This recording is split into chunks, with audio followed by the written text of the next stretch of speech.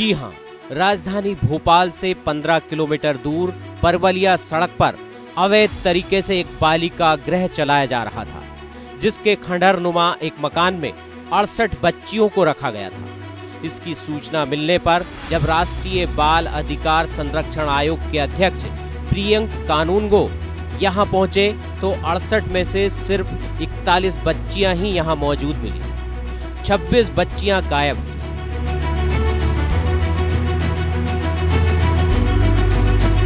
उन्होंने निरीक्षण के दौरान बालिकाओं से बातचीत भी की। इस बालिका गृह में कोई गुजरात, कोई झारखंड, कोई राजस्थान और कोई मध्य प्रदेश के सीहोर, रायसेन, छिंदवाड़ा, बालाघाट की बच्चियां रह रही थीं। पूछताछ में ये भी सामने आया कि बालिका गृह में रहने वाली बच्चियां चाइल्ड इन स्ट्रीट सिचुएशन से रेस्क्यू कर बाल कल्याण समिति की अनुमति के बिना बालिका गृह में लाई गई थी। इन बच्चियों में ज्यादातर अनाथ है या जिनके माता पिता नहीं रहे वे शामिल हैं। इस बारे में जब बालिका गृह के संचालक अनिल मैथ्यू से पूछा गया तो उन्होंने गोलमोल जवाब दिया। घटना के संबंध में प्रियंक कानूनगो ने मुख्य सचिव मध्य प्रदेश शासन को नियमों के मुताबिक कार्रवाई करने के लिए पत्र लिखा है। आयोग ने पुलिस के रवैये पर भी सवाल खड़े किए हैं।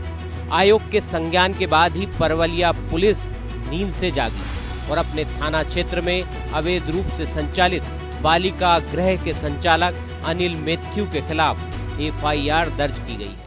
एक जानकारी थी हमारे पास कि एक हॉस्टल संचालित हो रहा है, तो हम लोग देखने गए थे उसको, परंतु ये भी जानकारी थी कि वहाँ पर ऑर्फन बच्चे हैं।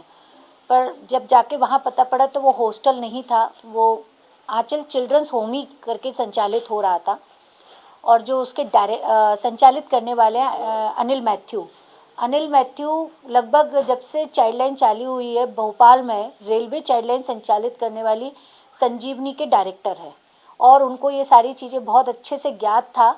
तब भी उन्होंने ऐसे बच्चों को जो उनके रेलवे चाइल्ड लाइन के वर्कर के रूप में आउटरीच प्रोग्राम के तहत बच्चे चिन्हित किए गए, जिनको कि 24 घंटे के अंदर बाल कल्याण समिति के समक्ष प्रस्तुत करना होता है, वो सारे के सारे बच्चों को बाल कल्याण समिति के समक्ष प्रस्तुत न करके उनको होम्स में रखा गया। साथ ही वहाँ पर जो अन्य राज्यों के और जिलों के बच्चे मिले, ये भी एक चिंता का विषय है कि वो बच्चे यहाँ कैसे आए। इस मामले में पहला सवाल तो यही है कि बिना अनुमति के बालिका गृह कैसे संचालित हो रहा था? क्या इसमें पुलिस की मिलीभगत है? बालिका गृह की 26 बच्चियां कहां हैं? उनकी तलाश कब तक हो जाएगी? क्या पुलिस इस मामले में त्वरित कार्रवाई करेगी? क्योंकि पुलिस की भूमिका संदिग्ध दिखाई देती है। सवाल ये भी है कि सिर्फ राजधानी ही नहीं, प्रदेश में और कितने अवैध बालिका गृह या बाल गृह संचालित हो रहे हैं?